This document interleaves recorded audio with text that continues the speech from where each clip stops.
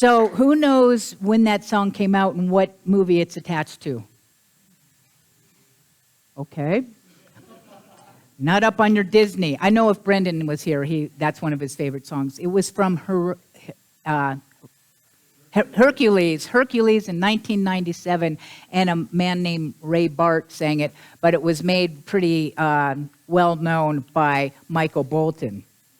So it's from Hercules. And to me, that is the most perfect song for Palm Sunday, which is known in the Christian tradition as the beginning of the Holy Week. So Palm Sunday, we like to study things in our tradition from a metaphysical point of view. And so metaphysically, Palm Sunday is the greatest story of transformation, being on the road of transformation. Transformation is talking about our consciousness. And today isn't really about Jesus. It's really about you. It's about me. Because we believe that every character, the whole Bible story is actually about the evolution of consciousness. You start with the man who's symbolized by Adam, and he was, after I won't go into that part, but it was all about that one who was centered on themselves. Oh, I want to be like God, so I'm going to eat this apple, right? So it was all self-conscious. Whereas the Christ consciousness is when the evolution is to recognize that we are all the divine in expression. And I don't have to try to be the divine because we already are. So the stories in the Bible, every character is an aspect of ourselves. We are the main characters. When you put yourself into the Bible in that way and say, how am I like that? Or how does that speak to me? It changes the whole thing. It's not literal. It's all metaphysical and symbolic. So the story of Jesus in the Palm Sunday is about you and your road of transformation. Jesus actually had two names. He had his cultural name, Jesus, or Joshua, most likely more in that frame. And he also had another name, Emmanuel. Joshua, or Jesus, was his cultural name. And Emmanuel means one with God. That was his spiritual nature. So in his journey, he moved from the Joshua, the man consciousness, to the one with everything in God consciousness, Emmanuel. Now this began when Jesus was 12. And he was found in the temple. His parents couldn't find him. And he said, don't you know I'm about my Father's business? This is when this 12-year-old had an awareness that there was something more that he wanted to discover. He had a purpose. He was curious and knowing that there was something more to life. And you may have had those feelings yourself. So that was the beginning of his shift in consciousness. Now, from age 12 through age 30, approximately, we have no record of him. I have a feeling he was in India.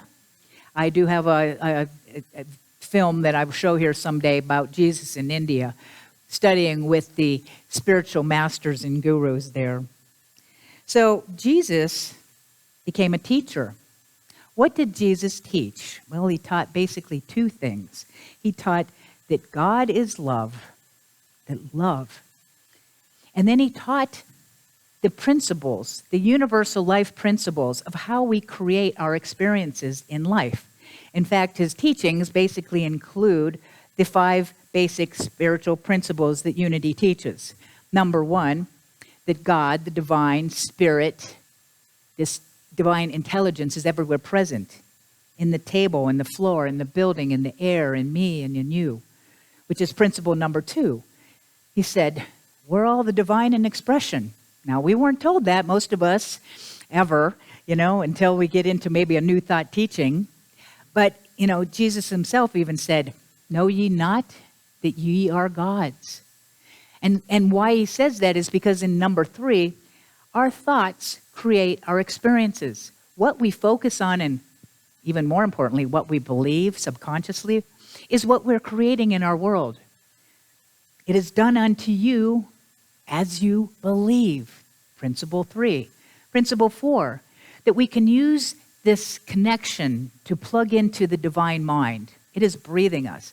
Once we tap into the one that is that higher power, that still small voice, that's through what we call prayer, is to make us more into the alignment with the divine mind. And number 5 is to live these principles, to live them, not just to know them. And in that way, Jesus was much more than a teacher. Jesus came and he not only was teaching, but he needed to demonstrate. He needed to fully demonstrate what he was talking about. And so he went on this road of transportation. Transportation. You're transporting yourself and transforming yourself in the process.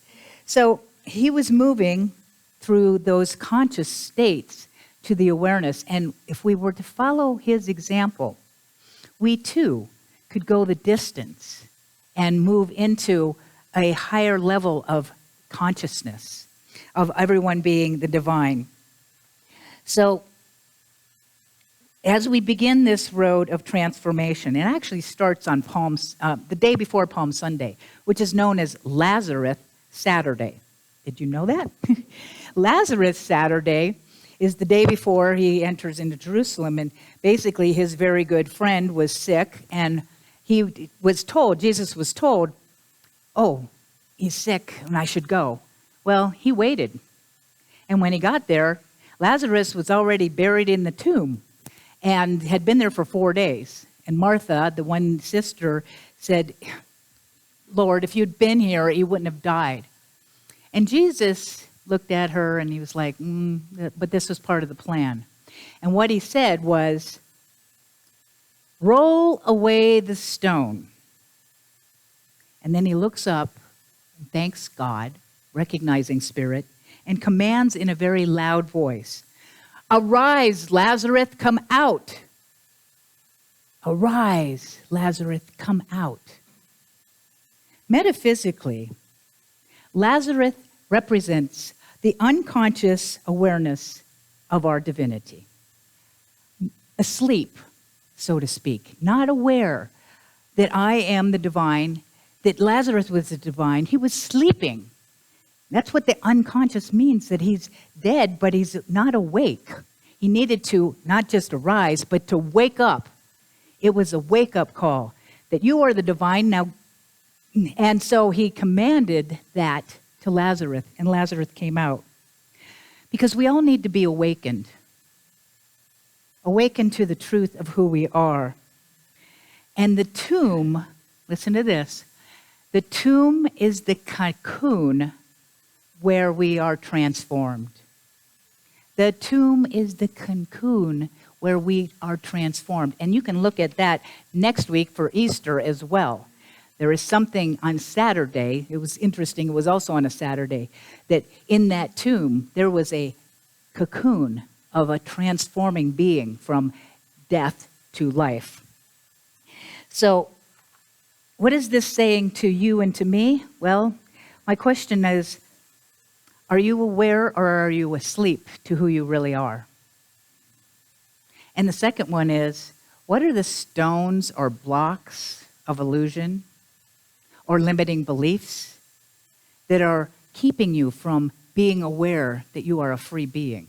We have lack and limitation thinking drilled into us from probably day one. And we need to roll away that stone. So I'm going to invite you to go within, closing your eyes if you would. Taking a breath in. And just ask yourself, where am I asleep to who I truly am? On a scale of 1 to 10. How aware? 10 being I'm fully aware of the divine I am.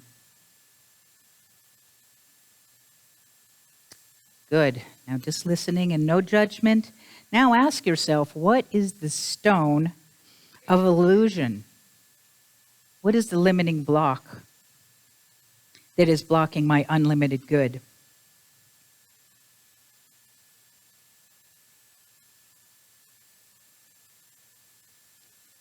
And just accept what is revealed and this might come to you later, and you can open your eyes if you wish.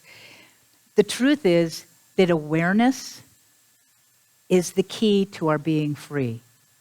Awareness. Without awareness, you're just sleeping in the tomb of doom, so to speak. Being awake and aware. You know, Buddha was once asked who he was. And he was asked, are you an angel? No. Are you a saint? Buddha said, no. Are you a teacher? No. Then who are you? Buddha said, I am awake. I am awake.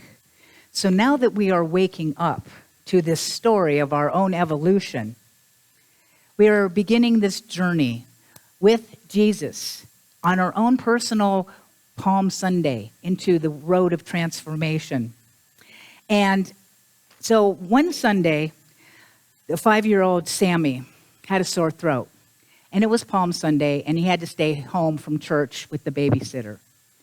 So he stays home, and when the family comes back, they're holding these palm fronds, right? And he's like, well, what are those for? And his dad said, well, those are what they either held over the head of Jesus as he walked by or put down in front of him. And Sammy said, well, wouldn't you just know it? The day I don't go to church, Jesus shows up.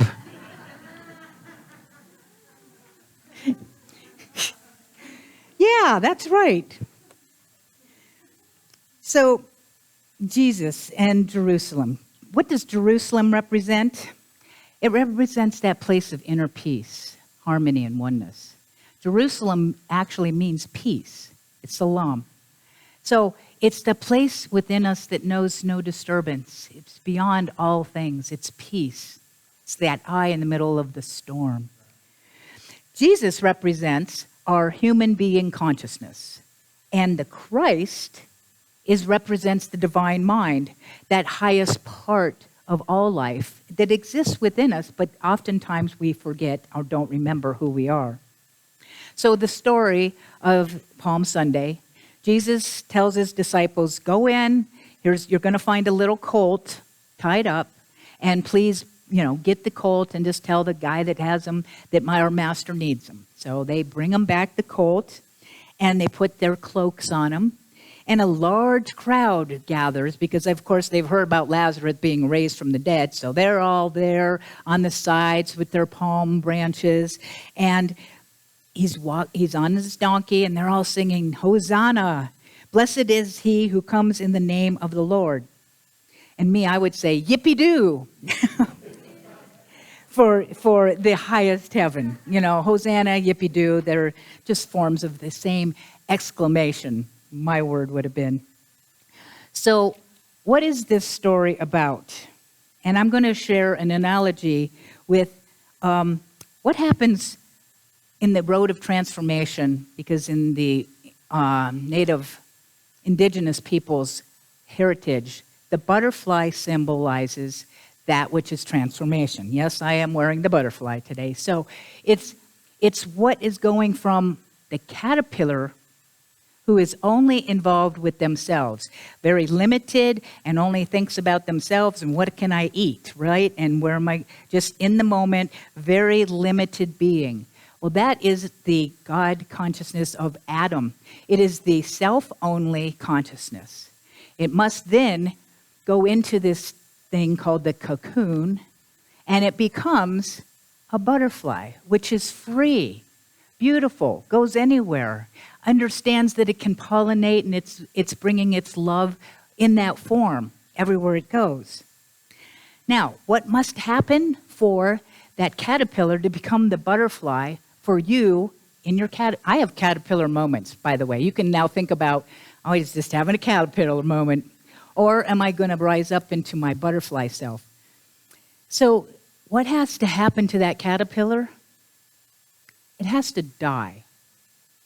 It has to die to what it's been, to its understanding that this is life. It has to die to everything it knows or thinks about itself. It must let go of all of its caterpillar thoughts of itself being limited in any way. Did you know that in order for a caterpillar to become a butterfly, that there are imaginal cells in the caterpillar that need to be activated so the transformation can occur? Okay, imaginal cells. We have in Unity 12 powers, and one of them is imagination. For us to have transformation, we must activate our imagination. Otherwise, we're going to stay right where we are in our limited beingness. This is a tool that we can use. It's a power that we can use. And we can imagine the worst or the best. You can imagine yourself as a caterpillar or that butterfly. Now, at first, the caterpillar's memory of what the caterpillar is and its immune system actually fights off the imaginal cells. But ultimately, the imaginal cells, being of a higher energy, a higher power, they actually ultimately take over. And the caterpillar has to submit to those imaginal cells so that transformation can take effect. So when you have your own resistance to that which is your imagination going, I'm a free butterfly, and I just didn't remember it, or I didn't know it. So here's Jesus moving from his limited self. He had still that humanness within him. When he was on that road, I fully believe that he knew that he was going to die to everything he knew about himself as the man. He had to die to that. Was he afraid on any level? I believe absolutely. He was human. He was just like you and me.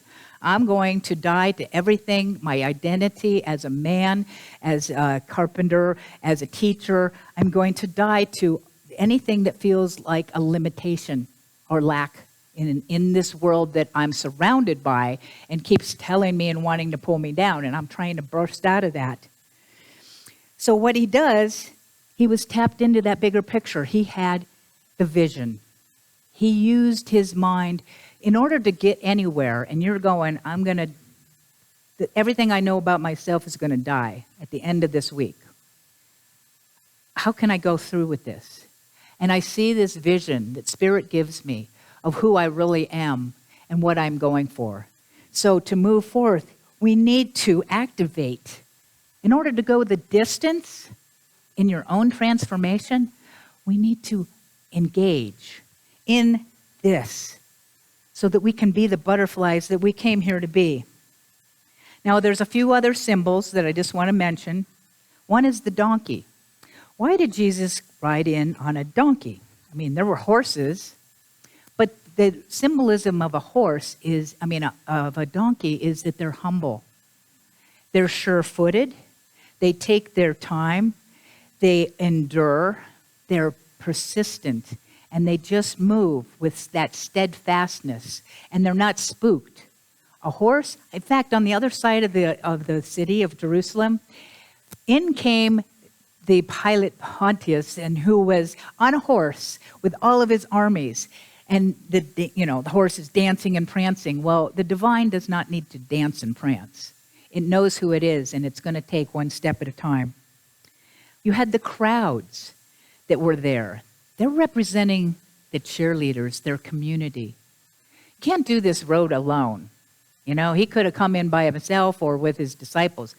Cheering. We cheer each other on at this unity community. We cheer each other. We support each other. When you're down and out, we're here to support you. You can get through this. We're here behind you. Yippee-doo. Go for it.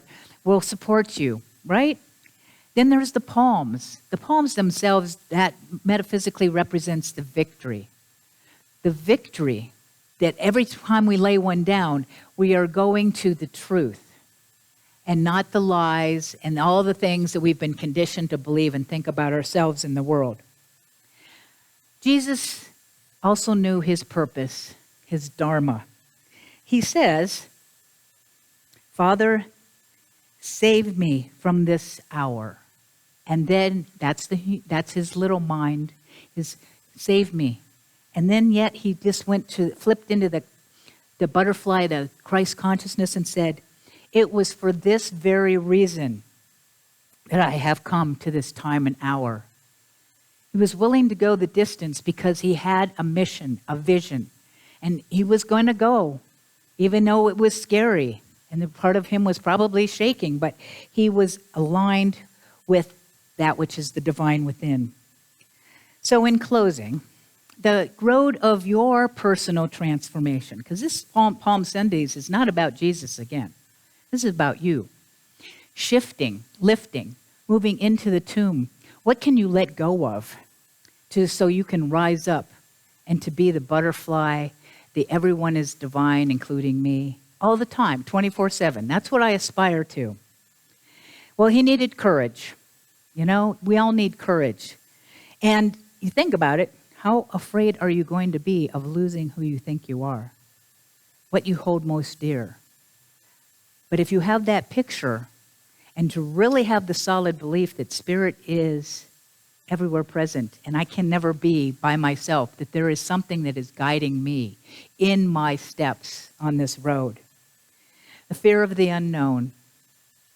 So, how do you muster up the courage? Well, you know, Liz loves acronyms, right?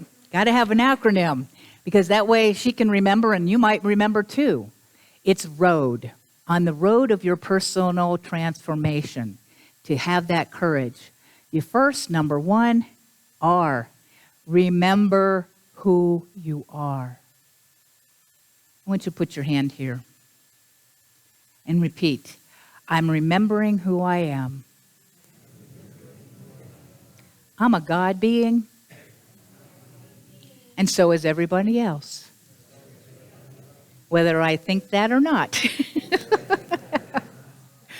So remember, you got to remember that this is who we are, and remind yourself. And how do you remind yourself? Saying it over and over. I am the divine in expression, and so is everyone else. So you got the R. Next for road is O. To be open. You want to open the tomb of your limiting beliefs. Open the tomb of your limiting beliefs. If you have a limiting belief that came to you, or what are my limiting beliefs? Then you go, that's not true. What is the truth of me is that I'm a free, unlimited being, even though I don't feel like it, or I'm not as healthy as I think I could be, because Spirit doesn't know disease. So to be open and then create an affirmation, because you're taking away the stone of limiting beliefs, opening up to really a truth.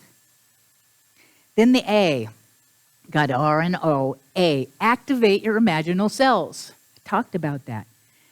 In your meditation, in your playtime, when you're standing in line at the store and thinking, oh, what does it feel like to be a butterfly?